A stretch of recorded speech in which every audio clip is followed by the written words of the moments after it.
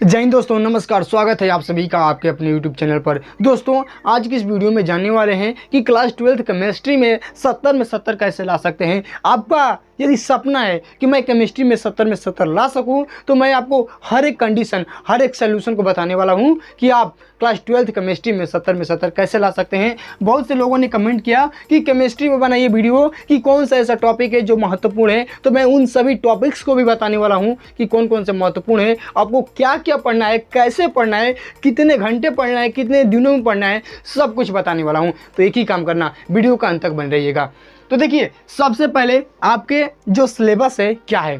तो देखिए, जो 2024 है इसमें भी 30% कटा है। तो आपका सिलेबस कितना है, देखिए 10 चैप्टर। देखिए, पहला टोटल 10 चैप्टर्स हैं आपके सिलेबस में। आपको टोटल 10 चैप्टर्स को पढ़ना है। तो देखिए, बस पाँच टॉपिक्स बताऊंगा, बस 5 टिप्स बताऊंगा। उसी 5 टिप्स में से आपका डाउट होगा क्लियर, और आप कमेंट में लिख कर जाओगे कि जो आपने बताया वह सही था और मैं आज से ही फॉलो करूंगा। तो देखिए, वीडियो के अंत तक बन रहिएगा, क्योंकि टॉपिक्स को सोचने में और वीडियो को बनाने में और आपको बताने में बहुत मेहनत लगती है। तो देखिए, टोटल 10 चैप्टर से मैं सब कुछ बताऊंगा कि हर एक चैप्टर्स को कैसे कैसे पढ़ना है। देखिए, टोटल कितने हैं, 10 चैप्टर्स हैं। देखिए, महत्वपूर्ण क्वेश्चन क्या है, आपका क्वेश्चन है ना, आप इसी के साथ आए होंगे कि कौन कौन सा ऐसा क्वेश्चन है जो बोर्ड एग्जाम में पूछा जाता है। तो मैं सबसे पहले आपको बता देना चाहता हूं, ध्यान से सुनिएगा। All chapters and all topics is important. हाँ, सही सुन रहे हैं, all chapters and all topics is important. क्योंकि देखिए समझिए क्यों। देखिए, पहले अधिक था, पहले चैप्टर्स अधिक थे, लेकिन अब कितने हो गए थे, अब कितने हो गए, 10 हो गए ना। पहले मैं कहना चाहूँगा कि देखिए, जो पहले अधिक थे, जो अधिक चैप्टर थे, तो क्वेश्चन जो बनते थे वो कम नंबर के थे। लेकिन आप सोचिए कि जो चैप्टर्स कटे हैं उसका नंबर भी तो 10 ही चैप्टर में देना है। पहले मान लीजिए 16 चैप्टर थे, तो 16 चैप्टर में 70 नंबर मिलता था। अब आपको 10 चैप्टर में 70 नंबर मिलेगा। तो सोचिए कि जो 6 चैप्टर का नंबर है, वह किस में आपका ऐड होगा। तो ये 10 चैप्टर्स जो बचे हैं इन्हीं में ऐड होगा कि नहीं। तो आपका सब नंबर किस में ऐड होगा, 10 चैप्टर में ऐड होगा। यानी आप सोच सकते हैं कि आपका एक भी टॉपिक्स कटने वाला नहीं है। अच्छे बताइए, आप पढ़िएगा, आप किताब पढ़िएगा और देखिएगा कि कौन सा ऐसा हेडिंग है। आप आंसर उठाइएगा, आप सीरीज उठाइएगा और देखिएगा कि कौन सा ऐसा टॉपिक्स है जो नहीं पूछा गया है। आपसे हाथ जोड़ कर रिक्वेस्ट है ना कि आप जो भ्रम में है ना, जो भ्रम पैदा अपने अंदर पाल रहे हैं ना कि कौन से ऐसे महत्वपूर्ण क्वेश्चन करूं जो बोर्ड एग्जाम में पूछेगा, मैं आपसे हाथ जोड़ कर निवेदन कर रहा हूं ना कि हर एक टॉपिक्स को पढ़ कर जाना। कोई भी ऐसा टॉपिक्स नहीं है जिससे क्वेश्चन नहीं बनता है, हर एक टॉपिक है जिससे पूछा जाता है। हर एक टॉपिक, हर एक चैप्टर कंसेप्चुअल है और इसको पढ़ कर जाइएगा। मैं बार बार कह रहा हूं कि all chapters and all topics is important. आप लोग सोचते रहते हो ना कि कौन सा महत्वपूर्ण है, कौन सा महत्वपूर्ण नहीं है, सब महत्वपूर्ण है।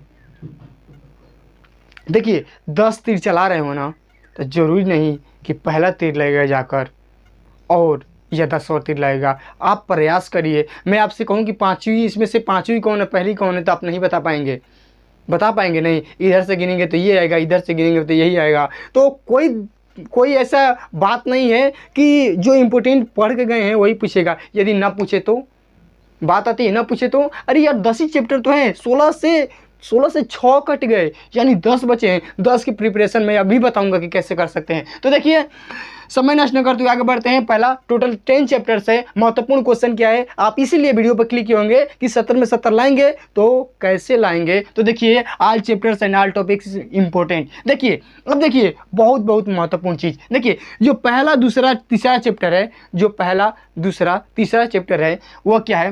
पहला क्या है, विलयन है। दूसरा क्या है, वैद्युत रसायन है। और तीसरा क्या है, केमिकल काइनेटिक्स है, यानी रासायनिक बलगतकी है। तो देखिए, जो पहला और दूसरा, तीसरा चैप्टर है ना, ये न्यूमेरिकल्स पर आधारित है और थ्योरी पर आधारित है। क्या है, थ्योरी पर आधारित है और न्यूमेरिकल्स पर आधारित है। यानी जो 3 चैप्टर मिलेगा आपको, इसमें आपको न्यूमेरिकल लगाना पड़ेगा और थ्योरी को याद करना पड़ेगा। और देखिए, जो चौथा पांचवा डी और एफ वाला के तत्व और लास्टवा उप सहसंयोजक यौगिक यानी कोऑर्डिनेशन कंपाउंड और प्लस ऑर्गेनिक केमिस्ट्री, पूरी ऑर्गेनिक केमिस्ट्री और चौथा पांचवा चैप्टर यानी फर्स्ट बुक का चौथा पांचवा चैप्टर और पूरा सेकेंड बुक क्या है, कंसेप्ट पर आधारित है। यानी जब तक कॉन्सेप्ट को नहीं समझेंगे तब तक आप क्वेश्चन को नहीं लगा सकते हैं। तो समझिए इस बात को कि पहला, दूसरा, तीसरा न्यूमेरिकल्स प्लस थ्योरी पर आधारित है, थ्योरी पर आधारित है। लेकिन जो फर्स्ट बुक का चौथा और पांचवा चैप्टर है और पूरी ऑर्गेनिक केमिस्ट्री है वो कंसेप्ट पर आधारित है। तो बताइए न्यूमेरिकल्स भी आपके लिए इंपॉर्टेंट है कि नहीं है, थ्योरी भी इंपॉर्टेंट है कि नहीं है, और कंसेप्ट इंपॉर्टेंट है कि नहीं। तो बताइए एग्जाम में क्या क्या पूछता है, न्यूमेरिकल्स पूछता है, थ्योरी पूछता है, इसमें तो डेरिवेशन नहीं आता है, नहीं क्या आता है, कंसेप्ट आता है। तो बताइए थ्योरी नहीं याद करेंगे, कॉन्सेप्ट नहीं याद करेंगे, न्यूमेरिकल्स नहीं लगाएंगे तो आपके 70 में 70 कैसे आ सकते हैं, नहीं आ सकते हैं। इसलिए मैं कह रहा हूँ कि कोई ऐसा वीडियो मत देखिए जो आपको कह रहा है कि ये इंपॉर्टेंट है, मत देखिए, हर एक चीज़ इंपॉर्टेंट है।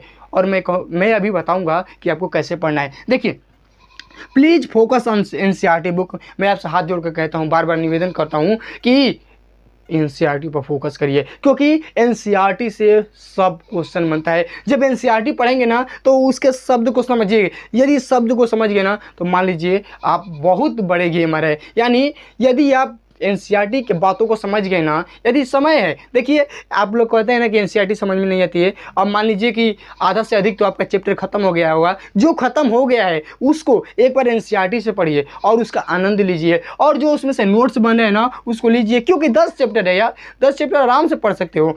देखिए please focus on NCERT book, यानी एक बार एक झलक पूरी एनसीईआरटी को पढ़कर जाइएगा। अब देखिए अब बात आती है कैसे पढ़ें, अब बात आती है कि कैसे पढ़ें, क्या 30 दिन में हम लोग कैसे ला सकते हैं 70 में 70। तो देखिए सबसे पहले बुक पढ़िए। कौन सी बुक पढ़िए? एनसीईआरटी बुक पढ़िए, एनसीईआरटी बुक्स को पढ़िए, उसके बाद सीरीज पढ़िए। यानी एनसीईआरटी बुक पढ़ेंगे तो उसमें से कुछ आपको कंटेंट मिलेगा, और जब सीरीज पढ़ेंगे तो आपको ये अनुमान लगेगा कि कैसा कैसा क्वेश्चन पूछ रहा है, किस टॉपिक से क्वेश्चन पूछ रहा है, उसको उस पर पकड़ बनाइएगा। तो इसलिए बुक पढ़िए। मैं बुक इसलिए कहता हूँ क्योंकि बुक में बहुत सारा कंटेंट होता है, और सीरीज पढ़ने के लिए इसलिए बोल रहा हूँ कि सीरीज से आपको मालूम चलता है, आपको अनुमान लगता है कि कौन कौन से ऐसा क्वेश्चन पूछा गया है जो हर एक वर्ष में पूछा जा रहा है और 2024 में ही पूछा जाएगा। इसके बाद मैं कहूँगा कि आप राइटिंग करिए, बहुत महत्वपूर्ण है। और देखिए कैसे पढ़ें, तो देखिए 30 दिन के प्लान में कैसे पढ़ना है, 2+1